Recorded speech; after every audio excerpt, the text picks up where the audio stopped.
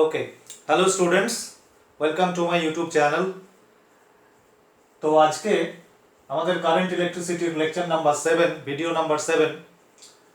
তো এখানে আমরা নতুন চ্যাপ্টার শুরু করব। তো তোমরা জানো যে আমরা ফার্স্ট চ্যাপ্টারটা কমপ্লিট করেছি উইথ নিউমেরিক্যালস। সেকেন্ড চ্যাপ্টার যেটা সেটা আজকে শুরু করতে যাচ্ছি। তো সেকেন্ড চ্যাপ্টারটা হচ্ছে actually Kirchhoff's laws and electrical measurements. চ্যাপ্টারটার নাম হচ্ছে এটা Kirchhoff's laws and electrical measurements, কারশফের সূত্র ও তড়িৎ সংক্রান্ত পরিমাপ। তো এই চ্যাপ্টারটাকে আমি জানি না কয়টা ভাগে ভাগ করে আমি ভিডিও করব বা পড়াবো। তো প্রথমত যে পার্টটা আমি পড়াতে যাচ্ছি, যে পার্টটা আমি এই ভিডিওতে অ্যাকচুয়ালি ডিসকাস করব, সেটা হচ্ছে এটা Kirchhoff's laws and there applications.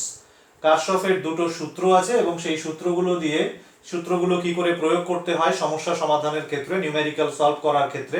খুব ইম্পর্টেন্ট কনসেপ্ট, এটা একটা important topic for competitive exam.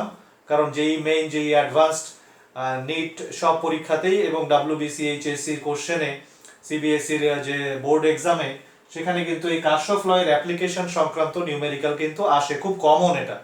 এবং স্টুডেন্টসদের বেশিরভাগ ক্ষেত্রে আমার যা অভিজ্ঞতা, সেইটা এই নিউমেরিক্যালটা অ্যাটেম্প করতে অনেকেরই প্রবলেম হয়। তার কারণ হচ্ছে মানে সঠিকভাবে প্রয়োগ করতে না শেখা। অর্থাৎ এই নিউমেরিক্যাল, এই ল দুটো কি করে নিউমেরিক্যালে অ্যাপ্লাই করতে হয়, এটা কিন্তু একদম প্রপারলি শিখতে হবে এবং প্রচুর প্র্যাকটিস করতে হবে। তাহলেই এক্সামে তোমরা কিন্তু অ্যাটেম্প্ট করতে পারবে ওই কোশ্চেনটা। মানে একটা নিউমেরিক্যাল এখান থেকে কিন্তু খুব কমন আসে, সেটা মানে একটা নিউমেরিক্যাল প্রতি বছরই প্রায় আসে এই কারশফ ল এর উপরে। তো সেটা করতে গেলে কি কি রুল ফলো করতে হবে, কিভাবে করতে হয়, সেটা আমরা আজকে শিখব। ওকে, তার পরের পার্টে, এই চ্যাপ্টারের পরের পার্টে আছে যেটা, সেটা হচ্ছে হুইটস্টোন ব্রিজ মিটার ব্রিজ। আর তারপরের পার্টে যেটা আছে সেটা হচ্ছে পোটেনশিওমিটার। অর্থাৎ কতগুলো ইলেকট্রিক্যাল ইনস্ট্রুমেন্ট আছে। যেহেতু চ্যাপ্টারটার নাম আমি একটু আগে বলেছি, চ্যাপ্টারটার নাম হচ্ছে Kirchhoff's laws and electrical measurements. তো ইলেকট্রিক্যাল মেজারমেন্টের জন্য যে ইনস্ট্রুমেন্টগুলো ইউজ হয়, পোটেনশিয়াল ডিফারেন্স মেজারমেন্ট বা ইএমএফ মেজারমেন্ট বা internal resistance of a cell, সেটা কি করে মেজার করতে হয়, কোনো আননোন রেজিস্ট্যান্স কি করে মেজার করতে হয়, তো এইগুলো আমরা শিখবো। এদের জন্য যে যন্ত্রপাতিগুলো প্রয়োজন সেইগুলো সম্পর্কে এর চ্যাপ্টারের পরের পার্টটাতে আমরা ডিসকাস করব। তো সেখানে দুটো ইনস্ট্রুমেন্ট মেইনলি আছে, সেটা হচ্ছে মিটার ব্রিজ আর পোটেনশিওমিটার। তো এই দুটো ইনস্ট্রুমেন্ট কি করে কাজ করে, কোন কোন কাজ করতে পারে, কিভাবে তার প্রিন্সিপাল কি, সার্কিট ডায়াগ্রাম কি, এবং সেই সংক্রান্ত কোশ্চেনস অ্যান্ড নিউমেরিক্যালস, সেগুলো আমরা পরের পার্টে করব। তো আজকে আপাতত যেটা বলছি সেটা হচ্ছে আমাদের টপিক হচ্ছে কারশফস ল দুটো শিখবো। দুটো ল আছে এবং সেই ল গুলোকে in real situation, in solving numerical problems কি করে আমরা অ্যাপ্লাই করব, সেটাই মেইনলি আজকে শিখবো। প্রথমে আমি ল দুটো বলবো, সেগুলো এক্সপ্লেইন করব, তার বেসিস কি, ল গুলো কোথা থেকে অ্যাকচুয়ালি আসলো সেই বিষয়টা এক্সপ্লেইন করব, এবং তারপরে ল গুলোকে অ্যাপ্লাই করে আমরা কিছু নিউমেরিক্যাল সলভ করব, 4-5টা। ওকে, তো সিলেক্টেড নিউমেরিক্যাল আমি সিলেক্ট করে নিয়েছি বিভিন্ন এক্সামে, যেগুলো এসেছিল লাস্ট ইয়ারে। তো সেখান থেকে এসসি বার্মা থেকে, এনসিইআরটির বই থেকে বা ছায়া প্রকাশনীর বই থেকে, এবং বিভিন্ন এক্সামে যেগুলো এসেছিল সেখান থেকে কিছু নিউমেরিক্যাল নিয়ে আমি কয়েকটা নিউমেরিক্যাল আজকে সলভ করব এই টপিকের উপরে। ওকে, তো চলো শুরু করা যাক। কারশফের দুটো ল আছে। তো ফার্স্ট ল যেটা,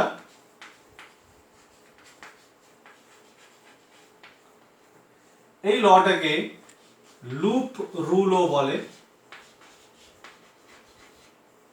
অথবা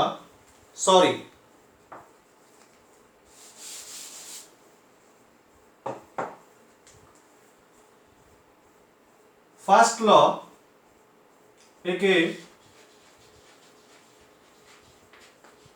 কারেন্ট ল বলে, সংক্ষেপে কেসিএল বলে, কারশফস কারেন্ট ল। এছাড়া এটাকে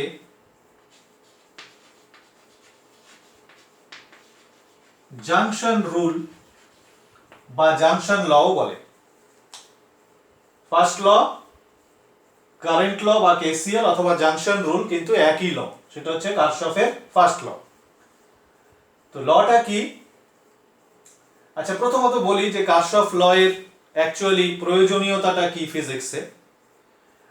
আমরা এর আগের চ্যাপ্টারে ওহমস ল শিখেছি এবং অনেক নিউমেরিক্যাল করেছি। তো সেই নিউমেরিক্যালগুলো অ্যাকচুয়ালি কিসের উপরে থাকে? ইলেকট্রিক্যাল সার্কিট দেওয়া থাকে, সেই সার্কিটের কোনো একটা কোয়ান্টিটি আমাদের বের করতে বলে, একটা দুটো বা তিনটে কোয়ান্টিটি বের করতে বলে, পোটেনশিয়াল ডিফারেন্স হোক বা রেজিস্ট্যান্স হোক বা কারেন্ট থ্রু এনি রেজিস্টার হোক, তো সেগুলো আমাদের বের করতে হয়েছে। তো সেই ক্ষেত্রে আমরা যে প্রিন্সিপাল ইউজ করে সেই নিউমেরিক্যালগুলো সলভ করেছি সেটা হচ্ছে mainly Ohm's law, that is V = IR। Okay, সেটাই কিন্তু তোমরা একটু চিন্তা করলেই বুঝতে পারবে আমরা প্রায় প্রতি ক্ষেত্রেই সেই লটাই ইউজ করেছি। তো এই ধরনের যে প্রবলেমগুলো আমরা করেছি সেই প্রবলেমগুলোতে ওই ওহমস ল দিয়ে কিন্তু আমরা সলভ করতে সমর্থ হয়েছিলাম। কিন্তু যদি একটু কমপ্লিকেটেড নেটওয়ার্ক হয়, অর্থাৎ সার্কিটটা যদি একটু বড় হয়, তার মধ্যে যদি অনেক রেজিস্টার, অনেক সেল থাকে এবং তারা যদি কমপ্লিকেটেড ওয়েতে কানেক্টেড থাকে, তো সেই ক্ষেত্রে কিন্তু প্রবলেম সলভ করতে শুধুমাত্র ওহমস ল আমাদের সাফিসিয়েন্ট নয় বলতে পারো। ওহমস ল দিয়ে যদি তুমি ট্রাই করো, it will be time consuming. Okay, অনেক সময় লাগবে, অনেক কষ্টকর হবে ব্যাপারটা। তো সেই ক্ষেত্রে আমাদের হেল্প করে হচ্ছে এই কারশফের দুটো ল। কারশফের দুটো ল দিয়ে আমরা কিন্তু কমপ্লিকেটেড ইলেকট্রিক্যাল নেটওয়ার্কের, ইলেকট্রিক্যাল সার্কিটের প্রবলেম সলভ করতে পারি। অর্থাৎ সেই সার্কিটের কোন ব্রাঞ্চের ভেতর দিয়ে কত কারেন্ট যাচ্ছে, কোথায় রেজিস্ট্যান্সের ভ্যালু কত, কোন রেজিস্ট্যান্সের পোটেনশিয়াল ডিফারেন্স কত, তার দুই এন্ডের মধ্যে পোটেনশিয়াল ডিফারেন্স কত, এভরিথিং ইলেকট্রিক্যাল কোয়ান্টিটি যেগুলো, সেগুলো কিন্তু আমরা বের করতে পারি with the help of this two laws. তো এটা হচ্ছে কারশফ ল এর ইউটিলিটি। ইউটিলিটিটা বোঝো, তাহলে বুঝতে পারবা যে এটা কোন জায়গায় পড়ার সময় আমাদের গুরুত্ব দিতে হবে। এটা কিন্তু ইউজই হয় হচ্ছে প্রবলেম সলভ করার জন্য। এটা তৈরি হয়েছে যাতে আমরা কমপ্লিকেটেড ইলেকট্রিক্যাল সার্কিটের প্রবলেম সলভ করতে পারি। সো আমাদের পড়ার সময় যেন ওরিয়েন্টেশনটা আমাদের ওই দিকে থাকে যে আমরা অ্যাকচুয়ালি কি জন্য পড়ছি এই দুটো ল, যাতে আমরা কমপ্লিকেটেড নেটওয়ার্ক সংক্রান্ত কোনো প্রবলেম এই লগুলোর সাহায্যে ইজিলি সলভ করতে পারি। ওকে ওকে, তো কারেন্ট ল বলতে যাচ্ছি, এটা অলরেডি আমরা ল ফর্মে না জানলেও আমরা কিন্তু জিনিসটা জানি। ব্যাপারটা কি? ব্যাপারটা বলেছে, স্টেটমেন্টটা হচ্ছে এরকম যে কোনো একটা ইলেকট্রিক্যাল নেটওয়ার্কের কোনো একটা জাংশন, মনে করো এটা একটা জাংশন যেখানে কিনা অনেকগুলো ব্রাঞ্চ মিট করেছে। ধরো এরকম একটা ব্রাঞ্চ আছে, এখান থেকে এটা একটা বেরিয়ে এরকম এরকম, তো এটা কোনো একটা জাংশন এরকম থাকে ইলেকট্রিক্যাল নেটওয়ার্কে, যেখানে অনেকগুলো ওয়্যার এসে কানেক্টেড হয়েছে। ওকে, তো এই ওয়্যারগুলোতে কারেন্ট আছে, মনে করো এটাতে কারেন্ট আছে I1, এটাতে কারেন্ট আছে I2, এটাতে কারেন্ট মনে করো বাইরের দিকে যাচ্ছে I3, এটাতেও মনে করো বাইরের দিকে যাচ্ছে I4, আবার এটাতে মনে করো ঢুকছে ভেতর দিকে আসছে, অর্থাৎ টুয়ার্ডস দ্য জাংশন আসছে মনে করো I5। তো এই লটাতে বলা আছে যেটা স্টেটমেন্ট, সেটা হচ্ছে যে এই জাংশনে যতগুলো কারেন্ট মিট করছে, ইনকামিং কারেন্ট আর আউটগোয়িং কারেন্টের সাম যদি আমরা করি, ইনকামিং কারেন্টের sum will be equal to the sum of the outgoing current. অর্থাৎ যে যত পরিমাণ কারেন্ট এই সংযোগস্থলের দিকে আসছে তার যোগফল, আর যে কারেন্টগুলো সংযোগস্থল থেকে বাইরের দিকে চলে যাচ্ছে তাদের যোগফল অলওয়েজ ইকুয়াল হবে। This is the current law or the junction ল।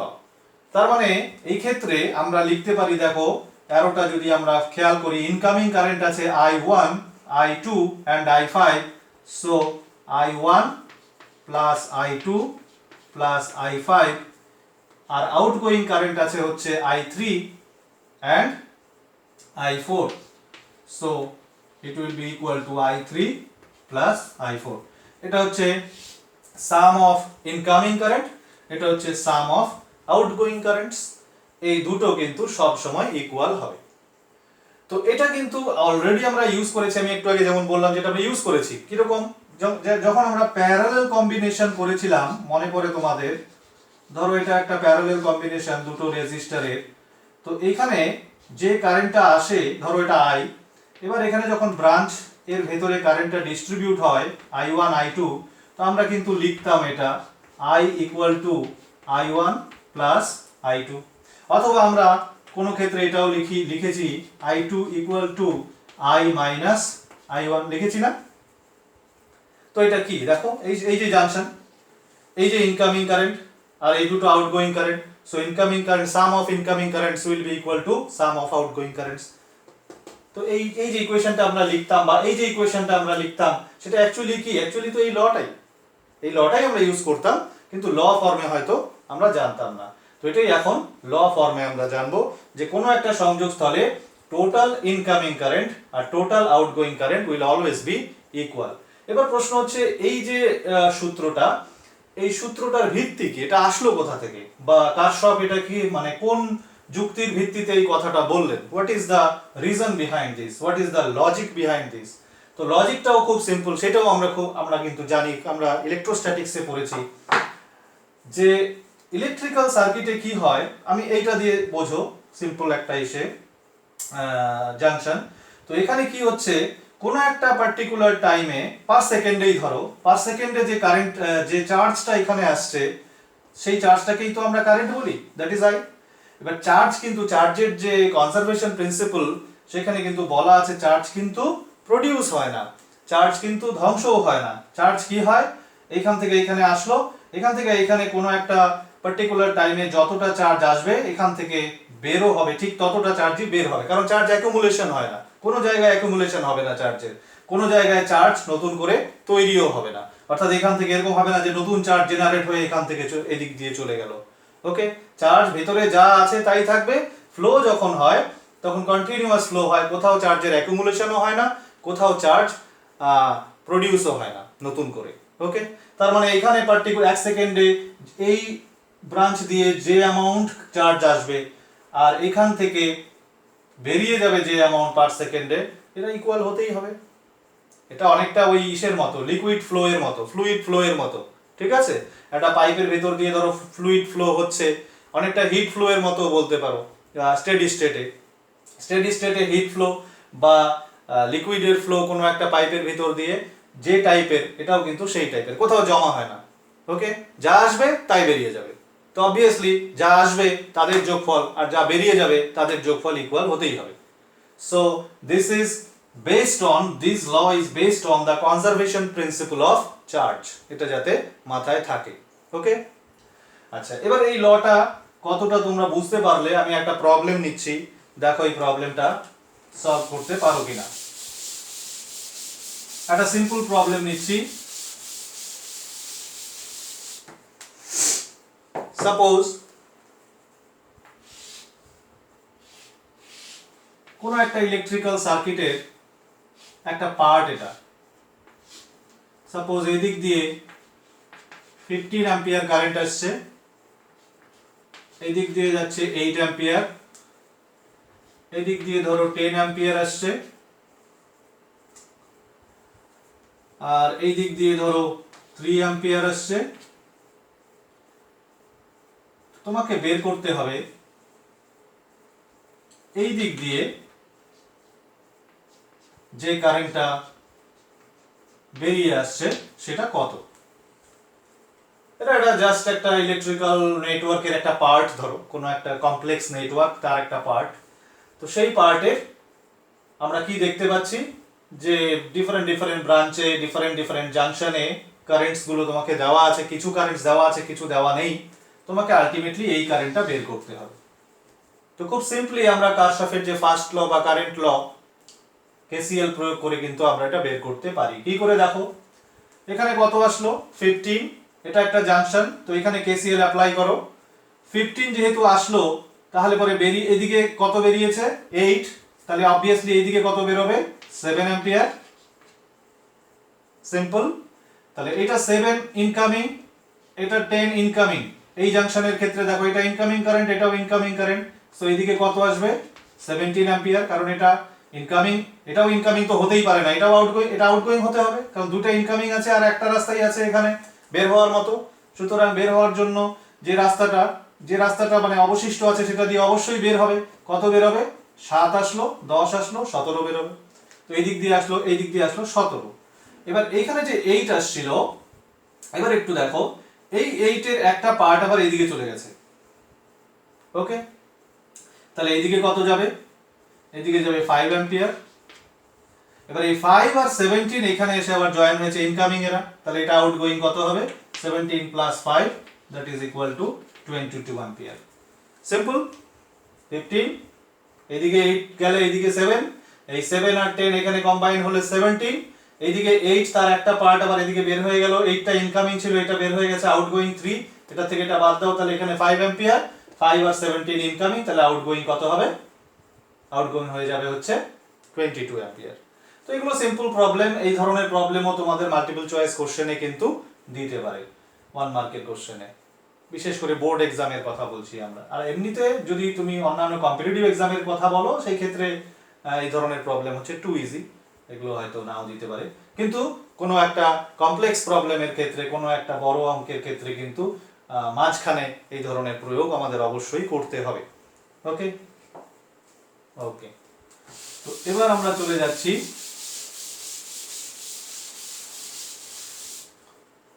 আমাদের সেকেন্ড ল, কারশফের সেকেন্ড ল। সেকেন্ড ল একে ভোল্টেজ ল বলে, সংক্ষেপে কেভিএল বলে, আবার এটার আরেক নাম হচ্ছে লুপ রুল, এটাকে কিন্তু লুপ বা মেশ রুলও বলে, কারণ এই লটা একটা লুপের ক্ষেত্রে প্রযোজ্য হয়, লুপ ছাড়া এই ল প্রয়োগ করা যায় না। লুপ মানে কি সেটা এখনই বলবো। ওকে, তো এখানে যেটা এই ল এর যেটা স্টেটমেন্ট, সেখানে বলেছে যে তুমি যদি কোনো একটা ইলেকট্রিক্যাল নেটওয়ার্কের কোনো একটা বদ্ধ অংশ নাও, ধরো এটা একটা বদ্ধ অংশ, কোনো একটা ইলেকট্রিক্যাল নেটওয়ার্ক, বড় নেটওয়ার্ক, তার একটা বদ্ধ অংশ, এটা বদ্ধ অংশকেই লুপ বলে। তো এই লুপের ক্ষেত্রেই একমাত্র এই লটা প্রযোজ্য, খোলা হলে প্রযোজ্য নয়। তো এই লুপে তুমি কোনো একটা পয়েন্ট থেকে স্টার্ট করো, ধরো এটা পয়েন্ট এ, এটা বি, এটা সি, এটা ডি, কোনো একটা পয়েন্ট থেকে শুরু করে তুমি যদি সমস্ত পোটেনশিয়াল ডিফারেন্স গুলোকে সাম করতে করতে আসো, দ্যাট উইল বি জিরো। আবার বলছি, এবার এক্সাম্পল দিলে ব্যাপারটা অ্যাকচুয়ালি পরিষ্কার হবে। এখানে শুধু স্টেটমেন্টটা আমি বলছি, এরপরে যখন আমি প্রপার সার্কিট মানে লুপ একে যখন প্রয়োগ করব তখন ক্লিয়ার হবে। এখন যেটা বলছি সেটা শোনো, সেটা হচ্ছে যে এই লুপের মধ্যে আমরা যদি কোনো একটা পয়েন্ট থেকে স্টার্ট করে সমস্ত পোটেনশিয়াল ডিফারেন্স গুলো অ্যাড করতে করতে আসি অ্যালজেব্রিক ওয়েতে, অ্যাডটা যেটা করতে হবে সেটা কিন্তু অ্যালজেব্রিক ওয়েতে করতে হবে, that means with proper sign. Sign কিভাবে বসাতে হবে সেই নিয়মটা একটু পরে বলছি। যদি অ্যালজেব্রিক ওয়েতে সাম করতে করতে আসি, এতে আবার এসে পৌঁছাই, the sum of the sum of all the potential differences will always be zero. ওকে, তো একটা আমি প্রয়োগ করে দেখাই যে কি করে সামটা করতে হয়। তো এই যে লুপ রুল বা ভোল্টেজ ল কিভাবে প্রয়োগ করতে হবে তার জন্য আমরা একটা বর্তনীর একটা লুপ নিয়েছি, এটা একটা বদ্ধ অংশ, এটাকে আমরা লুপ বলছি, A B C D E F A. এবার এই অংশটাতে, এই লুপটাতে আমরা কারশফের এই লটাকে প্রয়োগ করব। কি করে? আমরা ইকুয়েশনটা লিখব, অর্থাৎ লুপ এই লটাতে কি বলা আছে যে এই বদ্ধ অংশে যতগুলো পোটেনশিয়াল ডিফারেন্স আছে সবগুলোকে যদি আমরা অ্যাড করি অ্যালজেব্রিক পদ্ধতিতে, তাহলে তার যোগফল শূন্য হবে। তো ইট উইল বি অ্যান ইকুয়েশন। সেই ইকুয়েশনটা কি হবে এই লুপের ক্ষেত্রে সেটা আমরা লিখব। তো এটা নিয়মটা এরকম, প্রথমে তোমাকে লুপের নাম লিখতে হবে, ফর লুপ। লুপের নাম কিভাবে লিখবো দেখো, A B C D E F A. এই নাম লেখার মধ্যে দুটো জিনিস খেয়াল করবে। একটা হচ্ছে প্রথমত যেটা লক্ষণীয় সেটা হচ্ছে যেটা দিয়ে যেখান থেকে শুরু করবে ঠিক সেখানে শেষ করতে হবে, না হলে এটা কিন্তু লুপ বোঝাবেই না। তুমি যদি এখানে এসে ছেড়ে দাও বা এখানে ছেড়ে দাও তাহলে এটা লুপ হলো না। ওকে, তাহলে লুপ প্রথমত যেটা করতে হবে সেটা হচ্ছে যেখান থেকে নাম লেখা স্টার্ট করবে সেখানে আবার ফিরে আসতে হবে, 1 নম্বর। আর 2 নম্বর হচ্ছে একটা পার্টিকুলার অর্ডারে নামটা লিখতে হবে। এটা আমরা জানি জ্যামিতিতে যেভাবে লিখতে হয়। তো অর্ডারটা কি, অর্থাৎ কোন ডিরেকশনে তুমি লিখবে সেটা তোমার উপরে। তুমি ক্লকওয়াইজও লিখতে পারো, অ্যান্টি ক্লকওয়াইজও লিখতে পারো, তাতে কিছু যায় আসে না। ওকে, আমি এখানে ক্লকওয়াইজ লিখেছি দেখো। লুপের নাম লেখা হয়ে গেল। এবার সূত্রটাকে আমরা কি করে এখানে ম্যাথমেটিক্যালি লিখবো দেখো। আমি কি বলেছি যে প্রত্যেক পোটেনশিয়াল ডিফারেন্স এখানে যেখানে যেখানে পোটেনশিয়াল ডিফারেন্স আছে সেই জায়গাগুলোর পোটেনশিয়াল ডিফারেন্স গুলো আমি অ্যাড করব। তো দেখো প্রথমত এ বিন্দু আর বি, আচ্ছা প্রথমত আমি বলি কোথায় কোথায় পোটেনশিয়াল ডিফারেন্স থাকবে একটা বর্তনীর একটা বদ্ধ অংশে। যেখানে রোধ আছে তার দুই প্রান্তে একটা পোটেনশিয়াল ডিফারেন্স থাকবে, যেমন এখানে আছে এখানে আছে এখানে আছে এখানে আছে। আর যেখানে ব্যাটারি আছে তার দুই প্রান্তে একটা পোটেনশিয়াল ডিফারেন্স থাকবে। ওকে, আর বাকি যে এই যে স্ট্রেট লাইন গুলো দেখতে পাচ্ছ এগুলো হচ্ছে কানেক্টিং ওয়্যার। কানেক্টিং ওয়্যারের কিন্তু রেজিস্ট্যান্স আমরা নগণ্য ধরি ইলেকট্রিসিটিতে, ফলে তাদের কিন্তু অর্থাৎ তুমি যেটা বলার কথা আমার সেটা হচ্ছে যে তুমি যদি এই বিন্দু আর এই বিন্দুর পোটেনশিয়াল ডিফারেন্স লিখতে চাও দ্যাট উইল বি জিরো, কারণ এদের মাঝখানে না আছে কোনো ব্যাটারি না আছে কোনো রোধ, ফলে এই দুই বিন্দু বাস্তবে একই বিন্দু। আমরা কারেন্ট ইলেকট্রিসিটির প্রবলেম সলভ করার সময় কিন্তু এই ব্যাপারটাকে আমরা ইউজ করি যে এরকম দুটা বিন্দু বা তিনটা বিন্দু যাদের পোটেনশিয়াল আমাদের সেম মনে হচ্ছে, সেম যাদের পোটেনশিয়াল আমরা দেখে বুঝতে পারছি তাদেরকে আমরা কম্বাইন করে এক জায়গায় নিয়ে আসি, তাতে প্রবলেমটা সিম্পলিফাইড হয়ে যায়। ওকে, তো এই ক্ষেত্রে যেটা সেটা হচ্ছে যে এরকম দুটো বিন্দুর কিন্তু পোটেনশিয়াল ডিফারেন্স জিরো, যেখানে রোধ আছে তার দুই প্রান্তে আছে আর যেখানে ইএমএফ আছে অর্থাৎ ব্যাটারি আছে তার দুই প্রান্তে আছে। তাহলে সেইগুলো আমরা যোগ করব। এবার দেখো, তো প্রথমে এই দুই বিন্দুর পোটেনশিয়াল ডিফারেন্স বের করি। এই দুই বিন্দু মানে এই দুই বিন্দু, ওকে, কত I1 R1 B equal to IR। এবার এটা লিখলাম I1 R1। এবার কোশ্চেন হচ্ছে যে এই I1 R1 টা প্লাস হবে না মাইনাস হবে। আমি বলছি অ্যালজেব্রিক সাম করতে হবে। তো অ্যালজেব্রিক সামের ক্ষেত্রে সাইন কনভেনশন যেটা আমরা ফলো করব, এই সাইন কনভেনশনটা সম্পর্কে একটু বলি। সাইন কনভেনশনটা কিন্তু বিভিন্ন বইয়ে বিভিন্ন রকম ভাবে লেখা থাকে, তো এটা কনফিউজ হওয়ার জন্য যথেষ্ট তোমাদের পক্ষে। তো কনফিউজ যাতে না হও সেই জন্য আমি রেকমেন্ড করব যে সাইন কনভেনশনটা আমি বলতে যাচ্ছি এটা ফলো করতে। এটা কোনো মানে রেস্ট্রিকশন নাই যে এটাই ফলো করতে হবে, তোমার ইচ্ছা মতো তুমি যে কোনোটাই ফলো করতে পারো, কিন্তু প্রপারলি লিখতে পারাটাই আসল কথা। অর্থাৎ এই মেশের বা এই লুপের যে ইকুয়েশনটা হবে সেই ইকুয়েশনটা যদি তুমি লিখতে পারো, তুমি যে কনভেনশন ইউজ করো না কেন ইকুয়েশনটা যদি কারেক্টলি বা প্রপারলি লিখতে পারো, দ্যাট ইজ এনাফ। সেটাই অ্যাকচুয়ালি দরকার। একটু ইকুয়েশন লিখলে আমরা প্রবলেম সলভ করতে পারি। ইকুয়েশনটা যদি ভুল লিখি তাহলে আর প্রবলেম সলভ হবে কি? তো ইকুয়েশনটা লেখার জন্য এই সাইন কনভেনশনটা কিন্তু ফলো করা খুবই ইম্পর্টেন্ট। তো সেক্ষেত্রে আমরা কি করব দেখো, সাইন কনভেনশনে এখানে যেটা করব, আমি যে রুলটা বলবো সেটা হচ্ছে এটা যে যদি তুমি দেখো যে পোটেনশিয়াল ফল করছে, অর্থাৎ দেখো এইখানে আমি এটা যেটা লিখলাম এটা কোন দুই বিন্দুর বিভব পার্থক্য, এটা হচ্ছে এ আর বি বিন্দুর বিভব পার্থক্য VAB। চলো আমরা আরেকটু ইলাবোরেটলি লিখি তাহলে বোধহয় আরো ভালো হবে। এটাকে আমরা এরকম করে লিখি, এই দুই বিন্দুর বিভব পার্থক্য প্লাস VBC, B আর C এর বিভব পার্থক্য প্লাস VCD, এই দুই বিন্দুর বিভব পার্থক্য প্লাস VDE প্লাস VEF এবং আলটিমেটলি VFA। এই হচ্ছে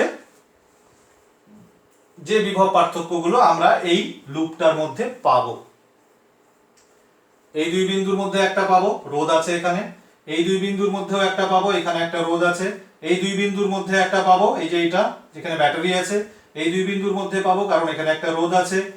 এই দুই বিন্দুর মধ্যে রোধ আছে এটা, এই দুই বিন্দুর মধ্যে ব্যাটারি আছে এটা। এই টোটাল 6টা পোটেনশিয়াল ডিফারেন্স আমরা এই লুপে পাবো। তো এদের যদি আমি সাম করি according to Kirchhoff's voltage law it will be 0। এবার এদের মানগুলো বসাবো উইথ প্রপার সাইন। এবার দেখো VAB, বলো এ বিন্দুর বিভব বেশি না বি বিন্দুর? কারেন্ট কোন দিকে যাচ্ছে দেখো তাহলেই বুঝতে পারবে। কারেন্ট এই দিকে যাচ্ছে, কারেন্ট সবসময় হায়ার পোটেনশিয়াল থেকে লোয়ার পোটেনশিয়ালের দিকে যায়, তাহলে এই বিন্দুর বিভব বেশি এই বিন্দুর বিভব কম। তো রুলটা হচ্ছে এটা, তুমি যেই দিকে যাচ্ছ সেই দিকে যাওয়ার সময় যদি পোটেনশিয়াল ড্রপ হয়, অর্থাৎ এখানে কিন্তু ড্রপ হচ্ছে দেখো, এটা হায়ার পোটেনশিয়াল এটা লোয়ার পোটেনশিয়াল, পোটেনশিয়াল যদি ড্রপ হয় that potential difference is positive, that is এটা হবে প্লাস I1 R1। ওকে ডান। এবার VBC দেখো, এটাও ড্রপ হচ্ছে কারণ কারেন্ট এই দিকে, so it is also positive, it will B I2 R2। এবার ভিসিডি, ভিসিডি তে সি বিন্দুর বিভব বেশি না ডি বিন্দুর? অবভিয়াস, এটা হায়ার পটেনশিয়াল, এই যে পজিটিভ টার্মিনাল নেগেটিভ টার্মিনাল, এটা হায়ার পটেনশিয়াল, এটা লোয়ার পটেনশিয়ালে আছে, তাহলে কি লিখবো এটা? Minus E1। এটা মাইনাস কেন হলো আশা করি বোঝা যাচ্ছে, কারণ যদি পটেনশিয়াল ড্রপ হয় তাহলে প্লাস, আর যদি পটেনশিয়াল রাইজ করে, ভিসি থেকে ভিডি এর পটেনশিয়াল কিন্তু বেশি, মানে সি থেকে ডি এর পটেনশিয়াল বেশি, ভিডি ইজ হায়ার দ্যান ভিসি, তো পটেনশিয়াল রাইজ হলো, পটেনশিয়াল যদি রাইজ করে তাহলে মাইনাস। ওকে, আবার এখানে আসো,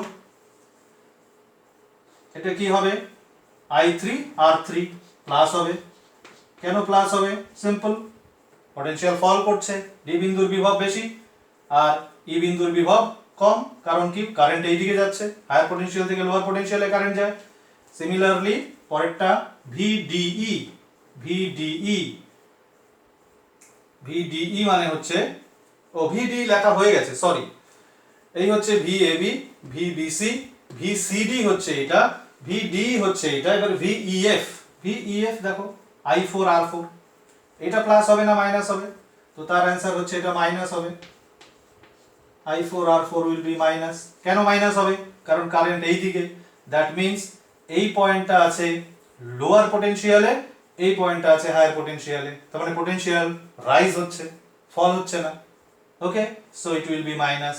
আবার এটা, এটাতে কিন্তু পটেনশিয়াল ফল হচ্ছে, VFA যেটা F থেকে A, এই যে higher potential lower potential, so it is plus, so it is, এটা হচ্ছে তোমার E2, this is equal to 0। Okay, এটা একটু পরিষ্কার করে দিচ্ছি।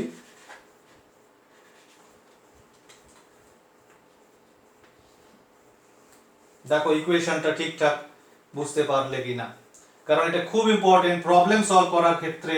এই ইকুয়েশন গুলোই কিন্তু আমাদের ক্ষেত্রে প্রবলেম সলভ করতে মানে সাহায্য করবে, এগুলো দিয়েই কিন্তু আমরা প্রবলেম সলভ করব। ইকুয়েশন প্রপারলি লিখতে না পারলে প্রবলেমই থাকবে, সলিউশন আর হবে না। তো চলো আরেকবার চেক করে নেই। VAB I1 R1 পটেনশিয়াল ফল হচ্ছে কারণ কারেন্ট এই দিকে, plus I2 R2 plus potential ফল হচ্ছে কারেন্ট এই দিকে, এটা মাইনাস E1 পটেনশিয়াল রাইজ হচ্ছে, এটা minus plus I3 R3 potential ফল হচ্ছে কারণ কারেন্ট এই দিকে, পরেরটা কারেন্ট এই দিকে, কারেন্ট এই দিকে, তার মানে পটেনশিয়াল রাইজ হচ্ছে তুমি যখন এখান থেকে এখানে যাচ্ছ, তাহলে মাইনাস I4 R4, তারপরেরটা পটেনশিয়াল ফল হচ্ছে কারণ এটা হায়ার পটেনশিয়াল এটা লোয়ার পটেনশিয়াল, তো প্লাস E2 ইকুয়াল টু 0। তো এইভাবে কিন্তু এই ভোল্টেজ লটাকে আমরা লুপের মধ্যে অ্যাপ্লাই করি। ওকে, তো এটা যদি আমরা অ্যাপ্লাই করতে শিখে যাই তাহলেই আমরা প্রবলেম সলভ করতে পারবো। এবার একটু বলি যে এই যে ভোল্টেজ রুলটা বা লুপ রুলটা, এইটার ভিত্তি কি, অর্থাৎ কারশফ এই সিদ্ধান্তে কি করে আসলেন যে এই বিষয়টা হবে, অর্থাৎ সমস্ত পটেনশিয়াল ডিফারেন্স গুলোকে যোগ করলে পরে অ্যালজেব্রিক ওয়েতে যোগ করলে 0 হবে। তো এটার ভিত্তিও আমাদের জানা। আমরা কি জানি অ্যাকচুয়ালি এই পটেনশিয়াল ডিফারেন্স অ্যাকচুয়ালি কি? পটেনশিয়াল ডিফারেন্স কিন্তু একটা কার্য, একটা একক ধনাত্মক আধানকে নিম্ন বিভব থেকে উচ্চ বিভব প্রান্তে আনার জন্য যে পরিমাণ কার্য হয় সেটাই কিন্তু পটেনশিয়াল ডিফারেন্স। ওই দুই বিন্দু তোমরা স্থির তড়িতে পড়েছো। তাহলে আমরা যদি একটা একক ধনাত্মক আধানকে এখান থেকে শুরু করে এই দিক দিয়ে নিয়ে এসে আবার এখানে নিয়ে আসি, সেম পয়েন্টে আসলাম না? এবার ইলেকট্রোস্ট্যাটিক ফোর্সের এগেইনস্টে তো কার্যটা হয়, এখানে যে কার্যটা হবে ভিতরে ইলেকট্রিক ফিল্ড আছে, তো ইলেকট্রিক ফিল্ডের এগেইনস্টে কার্য হয়। তো ইলেকট্রিক ফিল্ডের এগেইনস্টে কার্য, ইলেকট্রিক ফিল্ড কেমন ফোর্স তোমরা জানো, এটা ইলেকট্রিক ফিল্ড হচ্ছে কনজারভেটিভ ফোর্স। তো কার্য কিন্তু পথের উপরে ডিপেন্ড করে না। তুমি যদি সেম পয়েন্টে আবার ফিরে আসো তাহলে কার্য কত হবে? 0 হবে। কনজারভেটিভ ফোর্সের এগেইনস্টে যখন আমরা ওয়ার্ক করি, ওয়ার্কটা কিন্তু পাথ ডিপেন্ডেন্ট হয় না, কি হয়? ডিসপ্লেসমেন্টের উপরে ডিপেন্ডেন্ট হয়। তো এখানে ডিসপ্লেসমেন্ট কত? একটা ইউনিট আধান, মনে করো তুমি একটা ইউনিট আধান নিয়ে রওনা দিলা, এখান দিয়ে ঘুরে ঘুরে ঘুরে ঘুরে আবার এখানে আসলা, পয়েন্ট তো সেম। অ্যাকচুয়ালি কার্যের ফর্মুলা কি? W equal to V into Q. V মানে কি? ভিটা মানে কি? potential difference between the 2 points. একটা চার্জ q তাকে যদি a থেকে b পয়েন্টে নিয়ে যাই আমরা, এই a b পয়েন্টের পোটেনশিয়াল ডিফারেন্স যদি v হয়, তাহলে ওয়ার্ক কত হবে? v * q, that is w। তো আমরা এখানে যে পয়েন্ট থেকে যে পয়েন্টে নিয়ে আসছি চার্জটাকে, সেই পয়েন্ট দুটো অর্থাৎ initial point and final point আর দ্য সেম পয়েন্ট, তাই না? তাহলে এই দুটো পয়েন্টের, যে পয়েন্ট থেকে আমি শুরু করলাম আবার যে পয়েন্টে ফিনিশ করলাম, প্র্যাকটিক্যালি সেম পয়েন্ট হওয়াতে ওই দুটো পয়েন্টের পোটেনশিয়াল ডিফারেন্স কত? 0, মানে এই জিনিসটাই 0। That's why the work is 0। সেই জন্য আমরা এটা লিখতে পারি। ওকে, তো বেসিসটা কিন্তু এটা। অ্যাকচুয়ালি এটাকে তুমি এইভাবেও দেখতে পারো, it is the form of energy conservation principle, অর্থাৎ এনার্জি কিন্তু কনজার্ভ থাকে, তো সেই জন্যই কিন্তু এই ব্যাপারটা হয়। ওকে, আমরা জানি সংরক্ষী বল ক্ষেত্রে কি হয়? শক্তি সংরক্ষিত থাকে, তাই না? তো এই ক্ষেত্রেও তাই, সংরক্ষিত থাকে। তাহলে এটার বেসিস হচ্ছে পোটেনশিয়াল ডিফারেন্সের যে ডেফিনিশন আমাদের, যেটা আমরা ইলেকট্রোস্ট্যাটিক্সে পড়েছি, সেটা, সেই ডেফিনিশনটা যদি আমরা ঠিকঠাক বুঝি, তাহলে এটার ভিত্তিটা বুঝবো যে এটা কেন এটা লেখা যায়, তাই না? আরেকটা জিনিস যেটা জানতে হবে সেটা হচ্ছে যে electrostatic force is a conservative force. এই দুটো কনসেপ্টকে যদি মিক্স করো, তাহলে পরে তুমি আর পোটেনশিয়াল ডিফারেন্সের ডেফিনিশন যদি তুমি জানো, তাহলে বুঝতে পারবে এই ইকুয়েশনটা কেন লেখা যায়, যেরকম আমি এক্সপ্লেন করলাম। ওকে, এবার আমরা প্রবলেমে চলে যাব। তো প্রবলেম আমরা 4-5টা প্রবলেম করব। তো প্রবলেম শুরু করি এবার। হ্যাঁ, প্রবলেম এটা, এই প্রবলেমটা WBJE তে এসেছিল 2015-এ সম্ভবত। তো এই প্রবলেমটা, ছবিটা দেখো, দেওয়া আছে একটা সার্কিট দেওয়া আছে। তো এই সার্কিটে সব রেজিস্ট্যান্সের ভ্যালুগুলো দেওয়া আছে, 2 ওহম 2 ওহম 2 ওহম, তিনটে ব্যাটারি দেখতে পাচ্ছ, 2 ভোল্ট 2 ভোল্ট 2 ভোল্ট। এখানে একটা কারেন্ট দেওয়া আছে I, এটার ডিরেকশনও দেওয়া আছে। এই কারেন্টটার ম্যাগনিটিউড কত সেটা তোমাকে বের করতে বলেছে। What is the value of I? This is the question. তো আমরা এটা সলভ করব অ্যাপ্লাইং কারশফস লস। কারশফের যে দুটো ল আমরা শিখলাম একটু আগে, তাদের প্রয়োগ করে আমরা এই প্রবলেমটা কিন্তু সলভ করতে পারি। তো চলো স্টার্ট করি। তো স্টার্ট করার আগে তোমাকে যেটা করতে হবে সেটা হচ্ছে এই সার্কিটের ডিফারেন্ট ব্রাঞ্চে যে কারেন্টস গুলো আছে, সেই কারেন্ট গুলোকে কিন্তু অ্যাকচুয়ালি ডেপিক্ট করতে হবে, কারেন্টের ডিরেকশনটা শো করতে হবে, তা না হলে তুমি ইকুয়েশন লিখতে পারবে না। ওকে, এবার এখানে একটা কোশ্চেন আছে যে কারেন্টের ডিরেকশন আমি কিভাবে শো করব, অর্থাৎ কোন ডিরেকশনে কারেন্ট আমি দেখাবো। তো এটা কিন্তু পুরোপুরি তোমার উপরে, তুমি কোন দিকে কারেন্ট নেবে এই ব্যাপারে স্বাধীনতা আছে। হ্যাঁ, এটা হতে পারে যে তুমি যে ডিরেকশনে কারেন্ট ফ্লো করবে বলে ভাবলে কোনো একটা রেজিস্টারের ভেতর দিয়ে, প্র্যাকটিক্যালি বা আসলে তা নাও হতে পারে। সেটা তুমি বুঝবে যখন সলভ হয়ে যাবে প্রবলেমটা, রেজাল্ট যখন আসবে। যদি তোমার কোনো আই এর ভ্যালু মাইনাস আসে, তাহলে তুমি বুঝবে যে তুমি যে ডিরেকশনটা নিয়েছিলে সেটা উল্টো, অর্থাৎ তুমি অ্যাকচুয়াল ডিরেকশনের উল্টো ডিরেকশনটা তুমি চুজ করেছো। তাতে কোনো প্রবলেম নেই, তোমার অ্যানসারটা আসলেই হলো। ওকে, তো সুতরাং কারেন্টের ডিরেকশন চুজ করার ক্ষেত্রে কিন্তু আমাদের ফ্রিডম আছে। লজিক্যালি আমরা ডিরেকশনটা চুজ করব, চেষ্টা করব লজিক্যাল থাকার। তো চলো চুজ করি এখানে একটা কারেন্টের ডিরেকশন। আমি এরকম চুজ করছি, ধরো এখান থেকে কারেন্ট, এটা তো পজিটিভ টার্মিনাল, এখান থেকে I1 কারেন্ট বেরোলো, এখানে আসলো, এসে আবার এইখানেও একটা সেল আছে দেখতে পাচ্ছ। তো এই সেলের থেকে মনে করো বেরোলো যে কারেন্টটা, সেটা মনে করো I2, এটাও আমি এই দিকেই নিলাম, নিয়ে এসে এইখানে I2 আসলো, এখানে I1 আসলো, এটা কম্বাইন হয়ে এখানে ঢুকলো।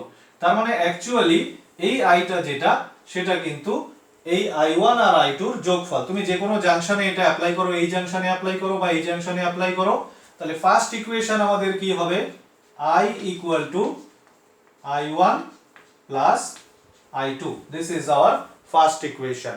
দেখো তুমি এখানে অ্যাপ্লাই করো, ইনকামিং কারেন্ট I1 আর I2, আর এটা আউটগোয়িং কারেন্ট। বা এখানে অ্যাপ্লাই করো, এটা ইনকামিং I1 এন্ড I2, এই যে এখানে হচ্ছে এটা I1, এইখানে হচ্ছে এটা I2। ওকে, তো এরকম ডিরেকশন আমরা চুজ করলাম। যদি আমরা উল্টা চুজ করতাম তাতেও কোনো অসুবিধা ছিল না, করতেই পারো, তোমরা ট্রাই করে দেখতে পারো। তো দেখি আমাদের রেজাল্ট কি আসে, প্লাস আসে না মাইনাস আসে, তাহলেই বুঝবো মানে i1 আর i2 ভ্যালুগুলো প্লাস আসে না মাইনাস আসে, সেটা দেখে বুঝবো যে আমি ঠিক ধরেছি না ভুল ধরেছি। ওকে, তো চলো এবার এবার এবার আরো একটা কাজ আছে, সেটা হচ্ছে এই লুপগুলোর নাম লিখতে হয় আমরা জানি। তো তার জন্য বিভিন্ন জায়গায় কিছু পয়েন্ট আমাদের স্পেসিফাই করতে হবে। ধরো এই পয়েন্টটার নাম দিলাম এ, এটার নাম দিলাম বি, এই পয়েন্টটার নাম দিলাম সি, এটা দিলাম ডি, এটা দিলাম ই, এই পয়েন্টটার নাম দিলাম এফ। জেনারেলি চেষ্টা করবে যে কোনো একটা সার্কিট এলিমেন্টের আগে এবং পরে একটা করে পয়েন্ট নেওয়ার, অর্থাৎ যেমন এখানে ব্যাটারির নেগেটিভ এন্ডে একটা পয়েন্ট নিলাম, পজিটিভ এন্ডে একটা নিলাম, রেজিস্ট্যান্সের দুই এন্ডে দুটো নিলাম। এইখানে দেখো এইখানে দুটো পয়েন্ট না নিলেও চলতো, কারণ মাঝখানে কোনো রেজিস্টরও নেই, ব্যাটারিও নেই। এই দুটো পয়েন্ট প্র্যাকটিক্যালি একই পয়েন্ট, ইভেন এই পয়েন্টটাও এই পয়েন্টের সাথে একই পয়েন্ট। তবে কি দুটো আলাদা লুপ যখন আমরা নাম লিখবো তো স্পেসিফাই করার ক্ষেত্রে কিন্তু এই দুটো পয়েন্ট যদি আলাদা নেই আমি সুবিধা হবে স্পেসিফাই করার ক্ষেত্রে, সেই জন্য নিলাম। আচ্ছা এই পাশে নেই সি, এইখানে মাঝখানে একটা পয়েন্ট নেওয়া দরকার, সরি সি তো নেওয়া হয়ে গেছে, A B C D E F পর্যন্ত হয়ে গেছে, এটা জি নেই, এখানে একটা পয়েন্ট নেই এইচ, এখানে নেই, এখানে কি নেব কে নিলাম, A B C D E F G H, I তো নিলাম না কারণ আই এখানে আছে, কে। ওকে ডান, আর দরকার নেই, মাঝখানে পয়েন্টগুলো না নিলেও কোনো ক্ষতি ছিল না, তবুও নিলাম। এবার আমরা ইকুয়েশন লিখবো, একটা ইকুয়েশন আমাদের পেয়ে গেছি, এটা নাম্বার 1 দিয়ে রেখে দেই। সেকেন্ড ইকুয়েশন লিখবো হচ্ছে ফর লুপ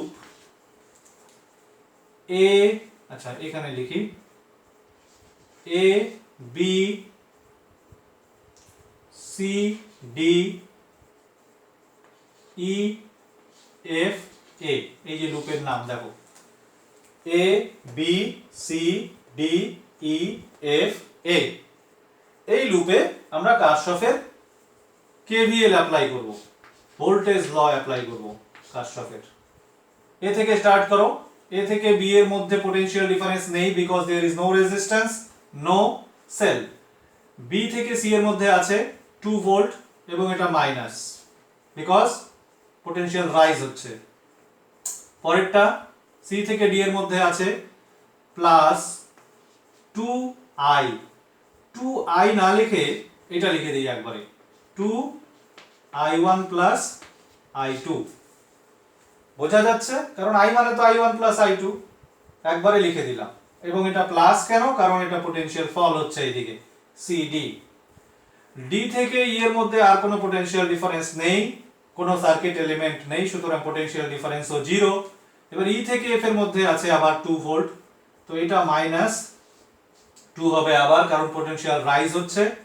আবার এখান থেকে এখানে যেটা হচ্ছে F2A, এখানে একটা পোটেনশিয়াল ডিফারেন্স আছে, এটাও পজিটিভ এবং এটা হচ্ছে 2i1, বোঝা যাচ্ছে।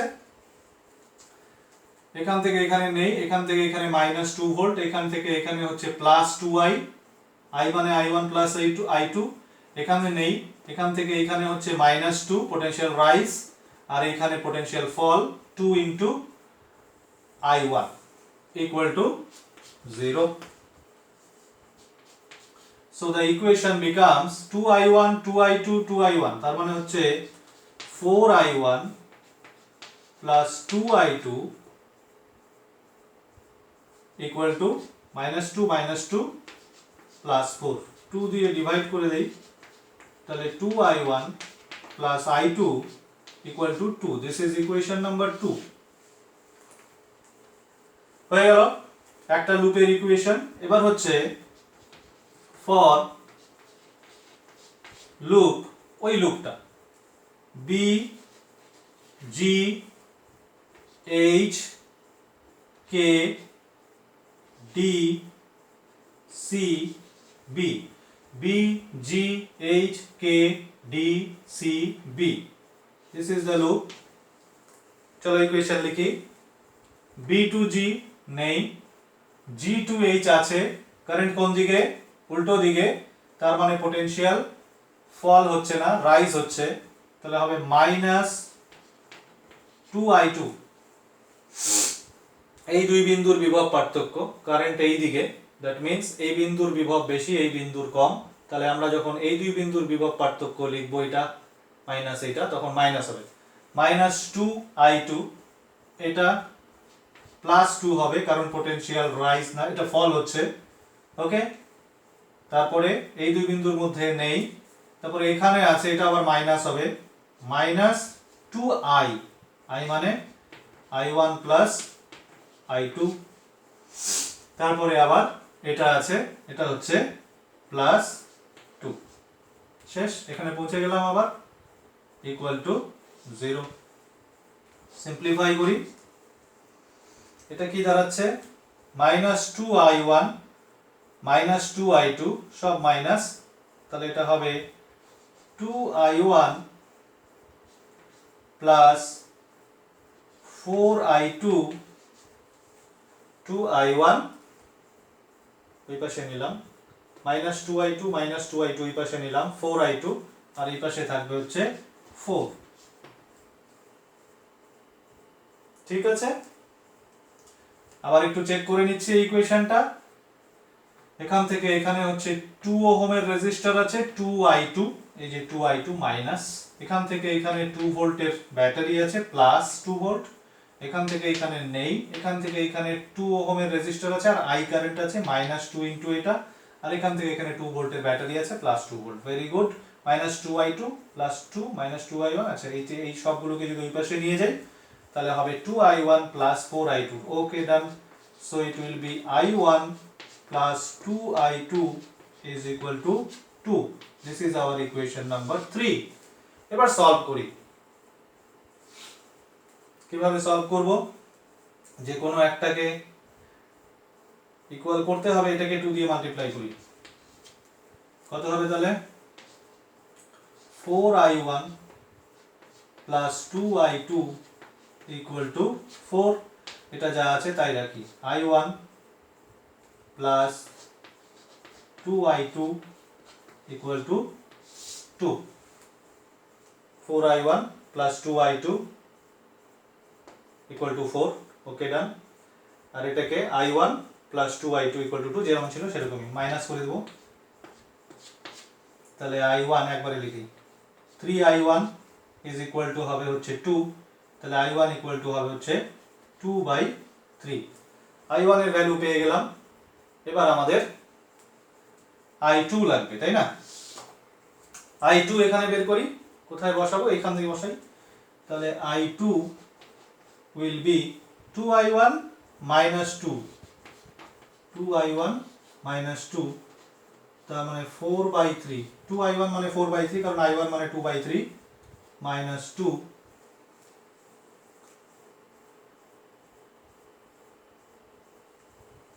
I2 equal to,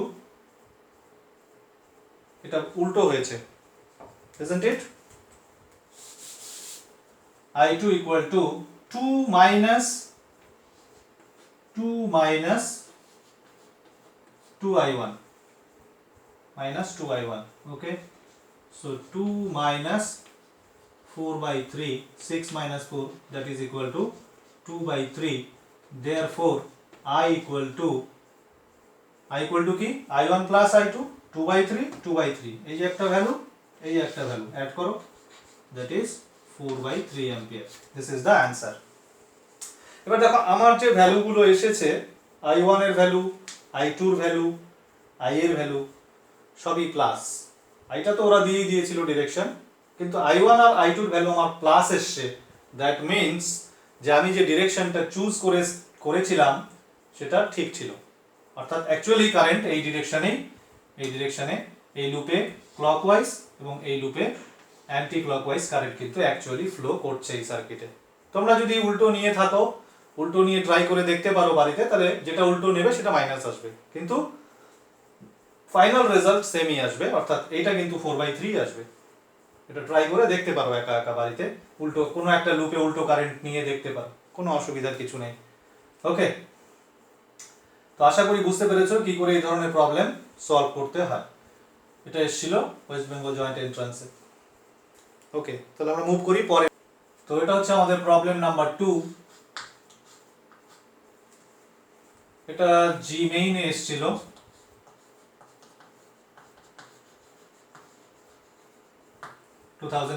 সম্ভবত। তো এই প্রবলেমটা কি বের করতে বলছে দেখো, এই সার্কিটটা দেওয়া আছে, এই সার্কিটে কোনো কারেন্টের ডিরেকশন কিন্তু দেওয়া নেই। হ্যাঁ, রেজিস্ট্যান্স গুলোর ভ্যালু দেওয়া আছে, ইএমএফ এর ভ্যালু দেওয়া আছে, দুটো ব্যাটারি দেখা যাচ্ছে। Find the current through 1 ohm resistor, that means এই রেজিস্টারটার ভেতর দিয়ে কত কারেন্ট ফ্লো করছে সেটা বের করতে হবে। তো এখানে কিন্তু কারেন্টের ডিরেকশন পুরোপুরি তোমাকে চুজ করতে হবে। তো চলো সেটা আগে করি, তারপরে আমরা শুরু করব। প্রথমত আমি এইখানে যে কারেন্টটা ফ্লো করবে সেটা এই দিকে দিলাম, I1 আসলো। আর এখানে যে কারেন্টটা সেটা I2, এটা এই দিকে দিলাম, আসলো। এবার এই I1 আসলো, এখানে I2 আসলো, এসে দেখো এখানে তো I1 হতেই হবে বিকজ একই লুপ। এবার এখানে I2 আসলো, আর এখান থেকে I1 এসে আছে, এখানেও I1 হতে হবে। তাহলে এই জায়গাটার কথা ভাবো, এবং এই ব্রাঞ্চের কারেন্ট তাহলে কি হবে? I1 আসলো, এই দিকে গেল, সরি এটা I2 হবে। ওকে, I1 আসলো, এই দিকে যদি I2 যায় তাহলে এখানে কত থাকবে? এই কারেন্টটারই একটা পার্ট হচ্ছে এটা, তাহলে এখানে থাকবে I1 মাইনাস I2। আশা করি বোঝা যাচ্ছে। দেখো আরেকবার, এই যে I1 কারেন্ট আসলো, I2 এদিকে চলে গেল, বাকিটা I1 মাইনাস I2, এখানে কারশফের কারেন্ট ল কিন্তু অলরেডি ইউজ হয়ে গেল। I1 মাইনাস I2 এইদিকে আসলো, এবার এই I1 মাইনাস I2 আর এখানকার I2 এটা এসে এখানে জয়েন হলো, I1 minus I2 plus I2 মানে I1 ফিরে গেল এই ব্যাটারিতে। ক্লিয়ার? তো এই হচ্ছে আমাদের কারেন্টের ডিরেকশন যেটা আমরা চুজ করলাম। হ্যাঁ, আমরা ভুলও হতে পারি, সেটা প্রবলেমটা সলভ করলে বোঝা যাবে। চলো এবার আমরা ইকুয়েশন লিখি। কেসিএল অলরেডি ইউজ হয়ে গেছে এখানে, কোন কেসিএল এর জন্য আলাদা কোনো ইকুয়েশন লেখার আমাদের দরকার নেই। এই রাস্তার যে কারেন্টটা আমাকে বের করতে বলেছে এই 1 ওহম রেজিস্টারের ভেতর দিয়ে, সেটা হচ্ছে I1 মাইনাস I2, আমরা এটা বের করব। তো I1 মাইনাস I2 বের করতে গেলে আমাকে I1 এবং I2 আলাদা আলাদা ভাবে বের করতে হবে, তাহলেই হয়ে যাবে। তো চলো ইকুয়েশন লিখি। তার জন্য আমার লুপের নামকরণ করে দেই একটু। এটাকে দিলাম A B C D E F, বাস, আর কোনো পয়েন্ট দেওয়ার দরকার নেই, বেশি হিজিবিজি হয়ে যাবে। এবার লিখি ফর লুপ, এই লুপটা নেব A B C D, A B C D। তো চলো এ থেকে স্টার্ট করো, 6 ভোল্ট প্লাস হবে, পোটেনশিয়াল ফল হচ্ছে। বি থেকে সি তে 1 ওহম রেজিস্টার আছে, প্লাস হবে এটাও 1 into I1 minus I2। C থেকে ডি তে কারেন্ট এই দিকে, পোটেনশিয়াল রাইজ হচ্ছে, তাহলে এটা হবে 3I2, 3I2 কিন্তু minus 3I2 is equal to 0। খেয়াল করবে বিষয়টা, সেটা হচ্ছে প্রবলেমটা। হ্যাঁ, এই যে 6 ভোল্টটা এখানে লেখার প্রয়োজন নেই, 6 plus 1 into I1 minus I2, এটা হচ্ছে এখানকার পোটেনশিয়াল ডিফারেন্স এই দুই বিন্দুর। তারপরে 3 ইনটু I2, এটা হচ্ছে এখানকার পোটেনশিয়াল ডিফারেন্স, আর এই দুই বিন্দুর মধ্যে তো নেই কারণ এখানে তো কোনো রেজিস্টারও নেই, ব্যাটারিও নেই, এবং এটা মাইনাস হবে কারণ এটা কারেন্ট এই দিকে আছে, ইকুয়াল টু 0। তো এটাকে একটু সিম্পলিফাই করে লিখি, এটাই হবে আমাদের ইকুয়েশন নাম্বার 1। I2, আচ্ছা I1 কত কত আছে? I1 একটাই আছে, মাইনাস I2 মাইনাস 3I2, তার মানে 4I2 ইকুয়াল টু মাইনাস 6। দেখে নাও একটু, I1 minus I2 minus 3I2 মানে মাইনাস 4I2 প্লাস 6 ওই পাশে গেল minus 6। So this is our equation number 1। এবার ওই লুপে চলে যাও, পরের লুপে। For loop BEFCB। আচ্ছা, এখানে কিন্তু একটা জিনিস আমরা ভুল করেছি, সেটা হচ্ছে ABCD এতে আসতে হবে বলেছিলাম আমি। আচ্ছা, এই লুপের নাম লিখি BEFCB,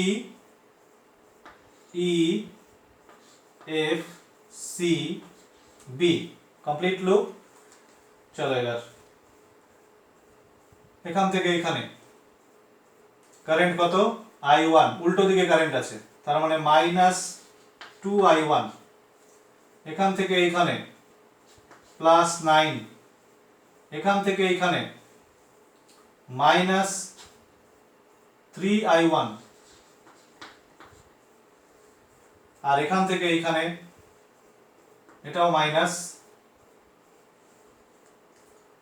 এটা হচ্ছে -I1 + I2 = 0। আবার একটু দেখা যাক, কারেন্ট এইরকম ঘুরছে, তো আমি যখন এখান থেকে এখানে যাব, পোটেনশিয়াল অ্যাকচুয়ালি কারেন্ট যেহেতু এইদিকে, তার মানে পোটেনশিয়াল রাইজ হচ্ছে, মাইনাস হবে 2I1 +9 ভোল্ট, ওটাও প্লাস হবে, -3I1 এখান থেকে এখানে, কারেন্ট এইদিকে, তো অবভিয়াসলি এটাও মাইনাস হবে, এটাও মাইনাস হবে। এটা 1 ওহম রেজিস্টার ছিল, 1 ইনটু এটা, মাইনাস সামনে আছে তাই এটা মাইনাস হয়ে যাবে, এটা প্লাস হয়ে যাবে। চলো এবার সিম্পলিফাই করি, 5 আর 1 6, তার মানে 6I1। I2 আর নেই কোথাও, তাহলে I2 হবে -I2, আর এই পাশে 9। দেখো 6I1 মাইনাস ছিল, এই পাশে গেলে প্লাস হবে, +I2 ছিল, এই পাশে গেলে মাইনাস হবে, আর এই পাশে 9 ছিল। Equation number 2। চলো সলভ করি। তো এখানে I1 - 4I2 ছিল, এখানে ছিল 6I1 - I2। কি করা যায়? এটা থাক যেরকম আছে, এই ইকুয়েশনটাকে চেঞ্জ করব না।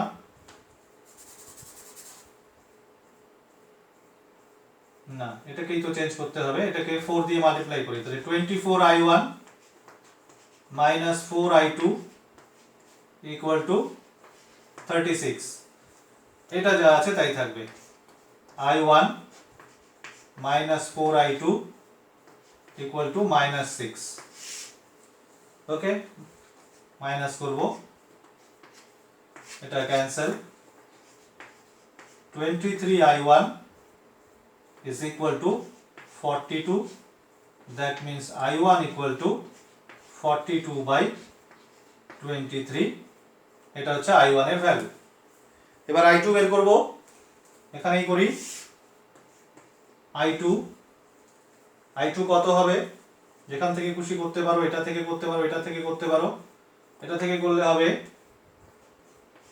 6I1 - 9, 6 into 42/23 minus 9, isn't it? 42/23 ছিল I1 এর ভ্যালু। তো চলো 23 252 25 মাইনাস 27 7 আর 18 2 20। Am I correct?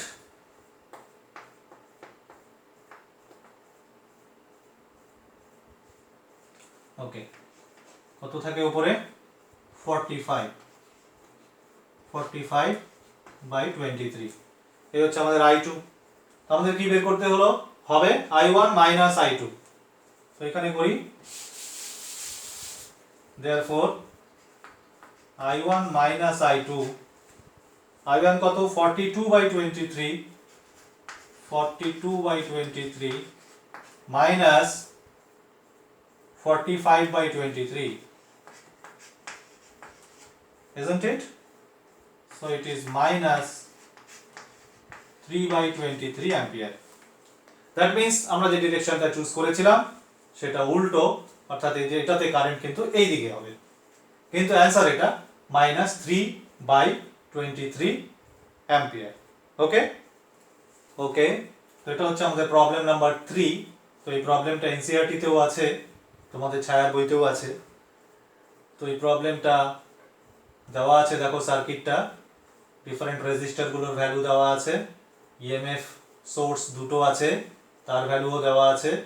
তোমাকে যেটা বের করতে হবে সেটা হচ্ছে current through different branches, current through actually each branch, অর্থাৎ প্রত্যেকটা ব্রাঞ্চ, এটা এটা এটা এটা এটা এটা সব ব্রাঞ্চে আমাদের কারেন্ট বের করতে হবে। This is the question. তো তার জন্য আমাকে প্রথমে কি করতে হবে, তোমরা সবাই জানো কি করতে হয়, সেটা হচ্ছে কারেন্টের ডিরেকশন চুজ করতে হবে। তো আমরা একটা কাজ করি, সাপোজ এই কারেন্টটাকে আমি বললাম I1, আর এখান থেকে একটা কারেন্ট বের হচ্ছে, এটাকে বললাম I2।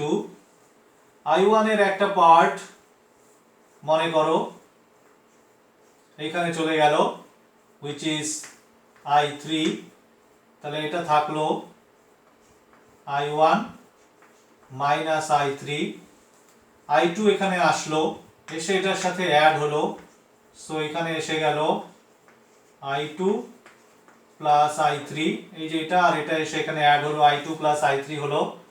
তার আবার একটা পার্ট এখানে চলে আসলো, which is I1, I2 I3, I2 plus I3 এর একটা পার্ট I1 এখানে চলে আসছে। তো এই কারেন্টটা হচ্ছে, তার মানে এই কারেন্টটাকে আমি এখানে বাইরে লিখছি, হ্যাঁ, this is I2 plus I3 minus I1। এবার এই I2 plus I3 minus I1 আর এখানে I1 মাইনাস I3, এই দুটো, এই যে এটা আসলো, এটা এদিক দিয়ে আসলো, অ্যাড হলো, অ্যাড হলে কি হবে, I3 I3 cancel, I1 I1 cancel, so it will B I2 ফিরে গেল ব্যাটারিতে, I2 বেরিয়েছিল, I2 ঢুকলো, এখানে I1 বেরিয়েছিল, I1 ঢুকলো।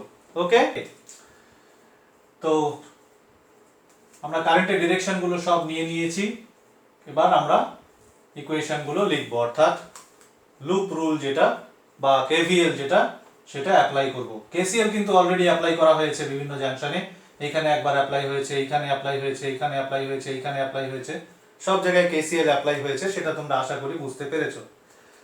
এবার আমরা কেভিএল অ্যাপ্লাই করব। তো কেভিএল অ্যাপ্লাই করতে গেলে প্রথমে যে লুপটা আমি চুজ করব সেটা হচ্ছে A B C A, for loop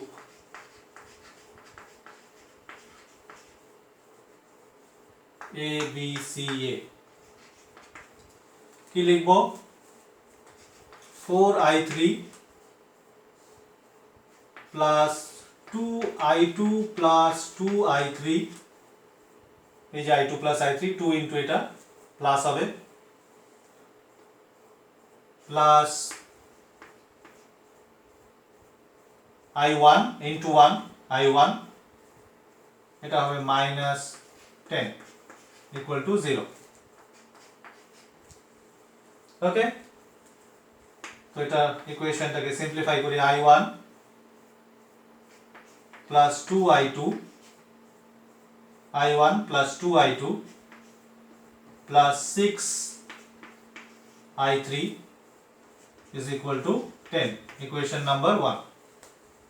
check করে নেওয়া যায় একবার, 4I3, 2 into I2 plus I3, 2I1, 2I2 plus 2I3, আর এইদিকে আছে 1 into I1 প্লাস এটা, এটা মাইনাস, এটা হচ্ছে মাইনাস 10 বিকজ পোটেনশিয়াল রাইজ হচ্ছে এইদিকে, তাহলে 2I2 আর হচ্ছে 2I2 ঠিক আছে, 4I3 আর 2I3 হচ্ছে 6I3 আর I1 ছিল, ইকুয়েশন নাম্বার 1 কমপ্লিট। এবার নিচ্ছি পরের লুপটা, নিচের লুপটা, for loop A C D A, A C D A, 10 plus 10 minus I1 into 1 current এইদিকে মাইনাস I1 প্লাস 2 ইন্টু হচ্ছে এইটা, that is 2I2 plus 2I3 minus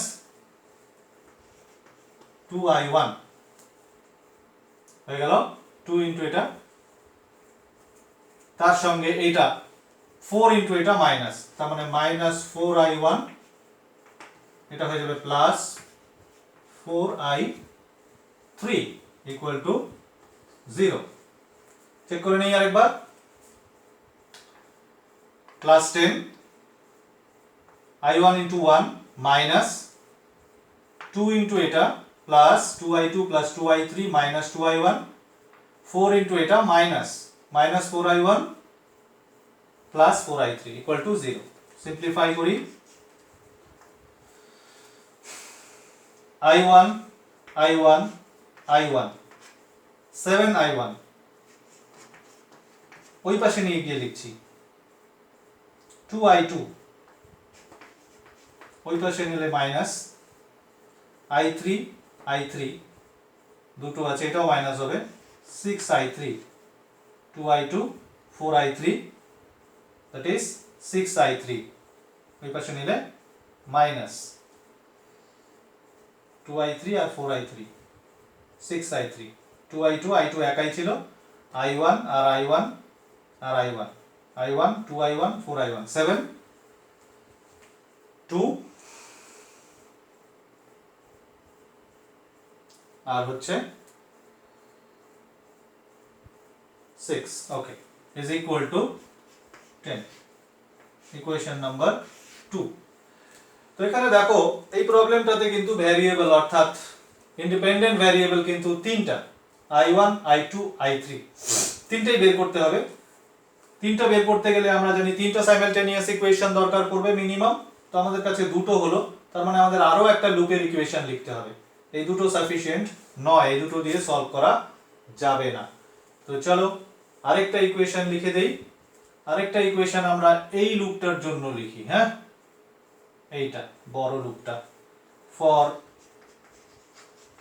loop ABEDA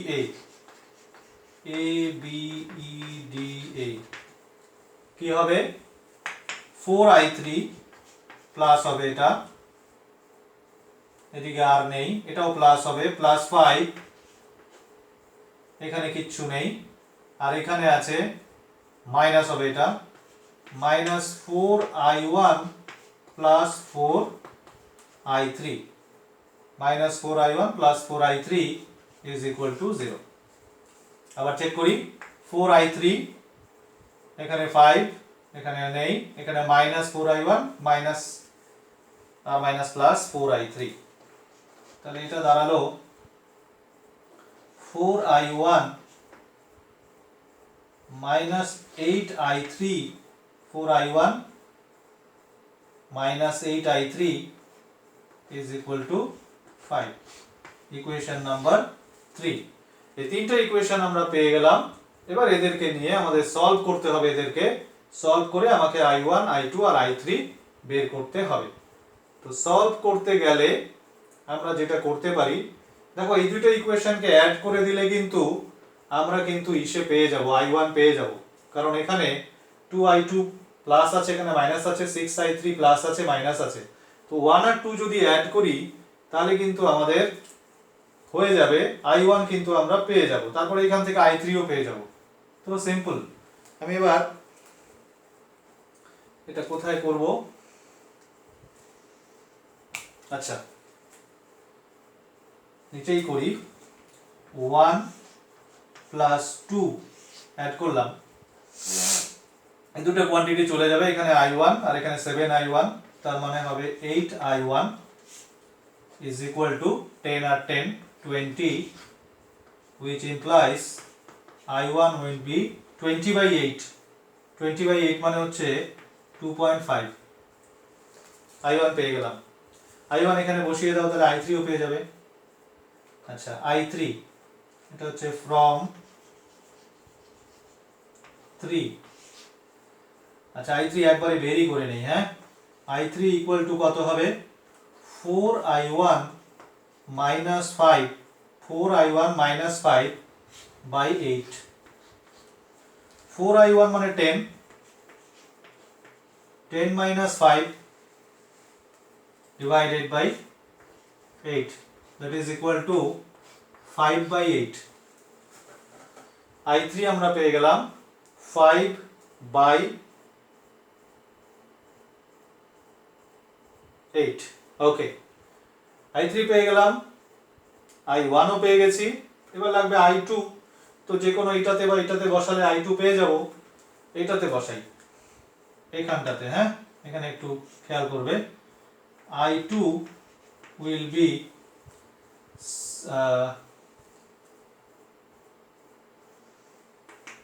10 minus 6i3 minus i1 divided by 2। 10 minus 6i3 minus i1 by 2। তো এটার calculation করতে হবে এখন, এটা মুছে দিচ্ছি এই ইকুয়েশনটা। ওকে, আমাদের কোন কোন ভ্যালুগুলো দরকার? এটা দরকার, এটা দরকার, আর এখন যেটা বেরোবে এটা দরকার। তাহলে এটা মুছে দিলাম এখন। ওকে, তো চলো, 10 minus 6 into i3 which is 5 by 8 minus i1 which is 2.5, এটা নিচে হচ্ছে 2। তো এটা কত দাঁড়াচ্ছে? 6 minus 15 by 4 minus 2.5 by 2। আবার করি, 4 একবার 8 করে দিলাম, এটা 4 এলসিএম 4 হবে, নিচে 2 আছে 8। তো আমরা এই এলসিএমটা দিয়ে এটাকে বলে 40 minus 15 minus 10, that is 15 by 8, isn't it? তো এই হচ্ছে তিনটা ভ্যালু আমাদের। i1 হচ্ছে 2.5, i2, this is i2, i2 হচ্ছে 15 by 8, আর i3 হচ্ছে 5 by 8। এবার ডিফারেন্ট ব্রাঞ্চের কারেন্টটা আমরা বলতে পারবো। চলো বলি, iab কত? This is i3, i3 is 5 by 8 ampere।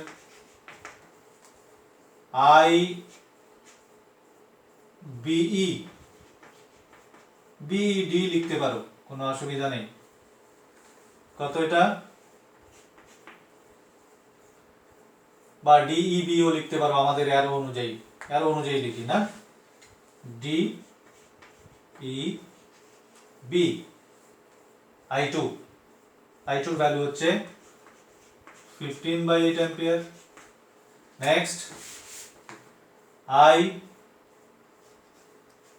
IAD,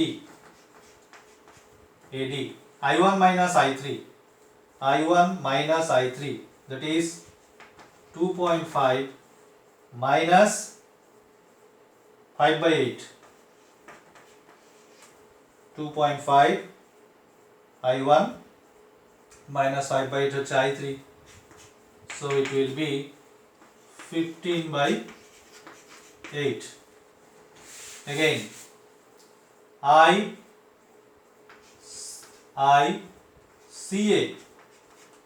CA, that is I1 is 2.5. Now IBC, B2C, I2 plus I3, I2 15 by 8, I3 5 by 8, that is equal to 2.5 ampere. Next, ICD,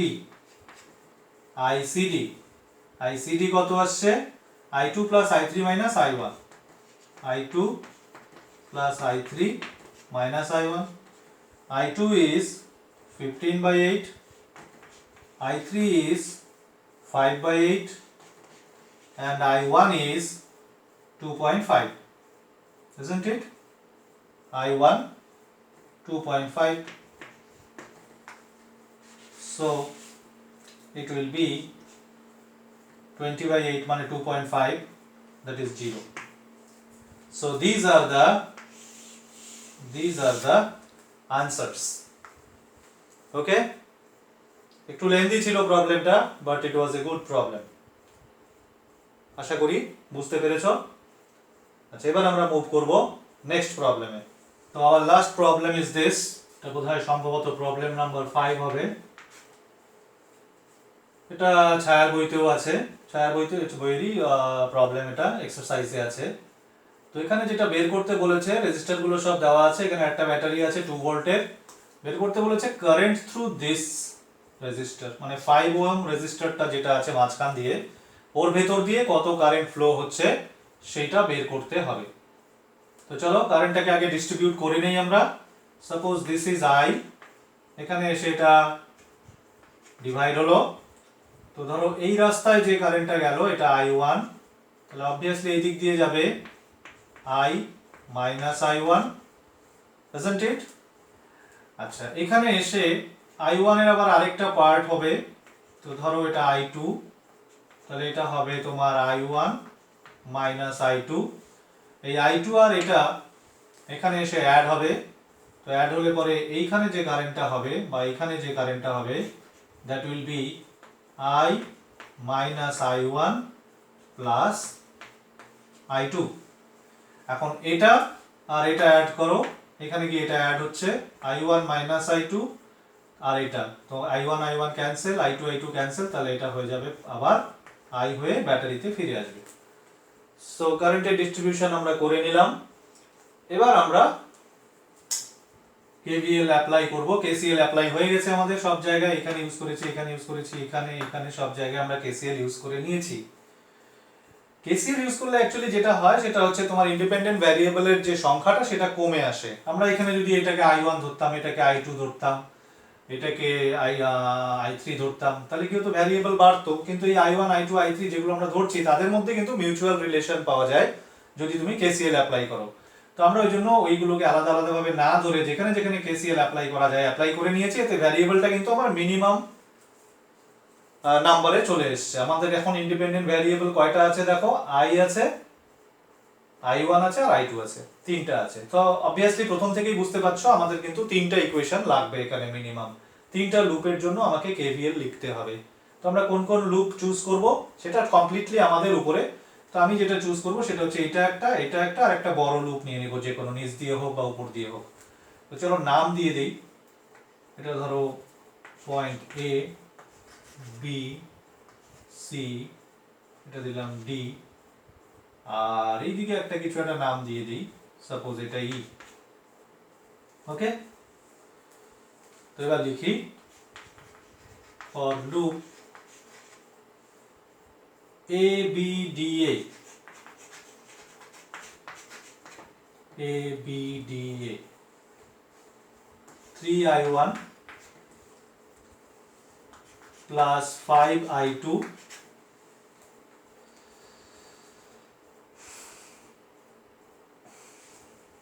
minus 6 আছে এখানে, এটা minus হবে তার কারণটা হচ্ছে current উল্টো দিকে আছে, minus 6I plus 6I1 equal to 0। 0 কেন, কারণ এই লুপে কিন্তু, ও সরি, 0 তো রাইট হ্যান্ড সাইডে হয়, কিন্তু এই লুপে কিন্তু কোনো ইএমএফ সোর্স নেই, সুতরাং কোথাও কোনো ইএমএফ সোর্স কিন্তু এখানে আসেনি, এই জন্য সবগুলোই IR, I ইন্টু আর, এই যে I into R, I into R, I into R, I into R. Okay, 3I1 এটা প্লাস 5I2 প্লাস, এটা শুধু মাইনাস 6I প্লাস 6I1। এটাকে একটু সিম্পলিফাই করে রেখে দেই। কিভাবে সিম্পলিফাই করব, I1 কত হয়, 9I1 plus 5I2 minus 6I equal to 0, equation number 1। 9i1 plus 5i2 minus 6i। এবার পরের লুপে চলে যাও। For loop BCDB,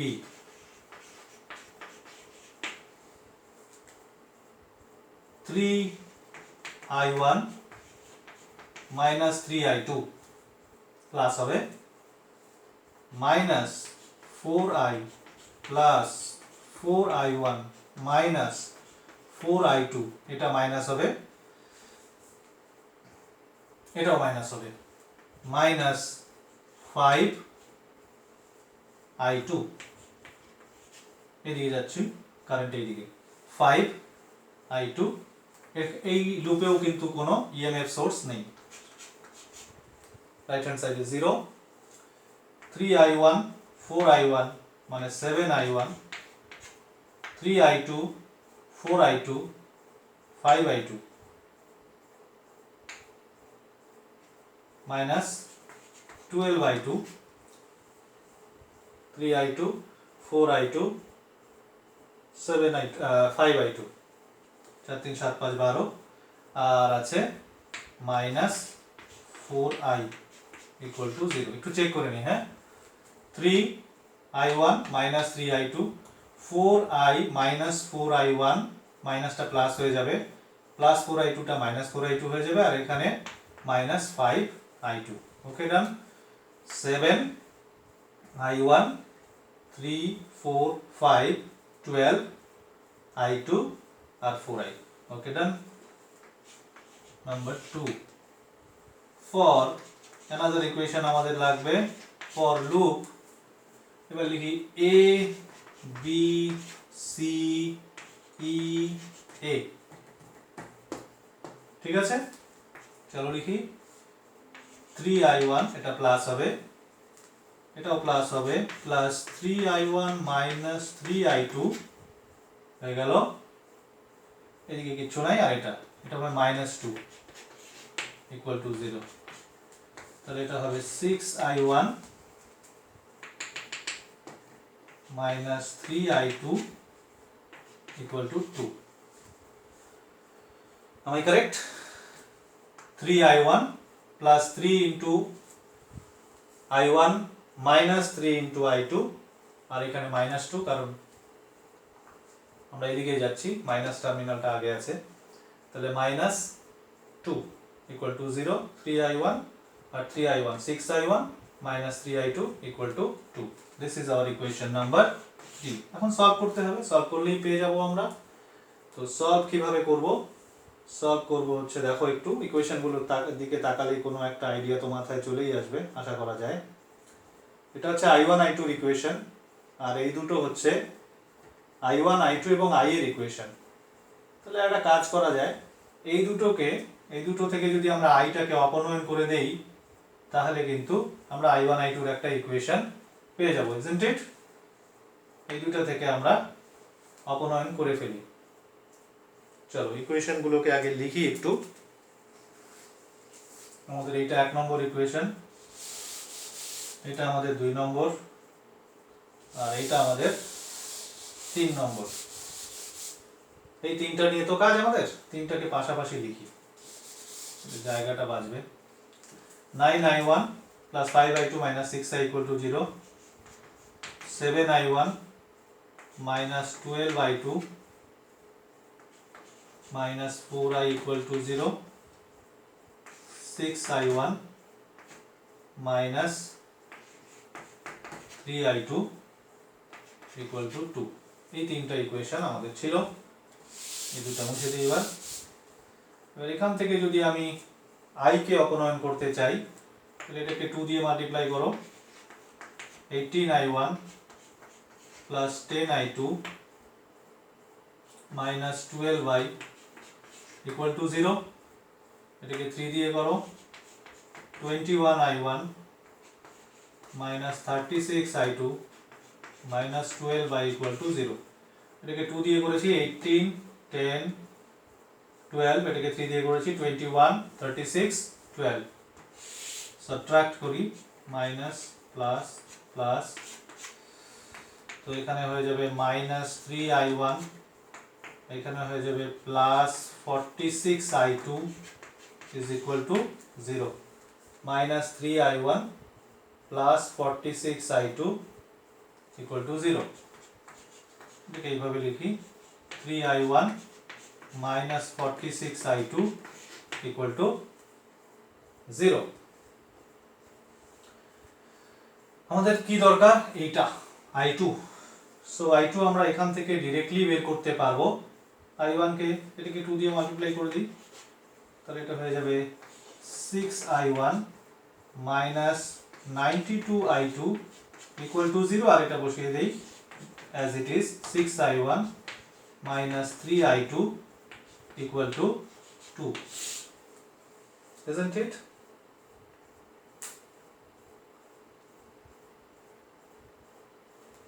Okay.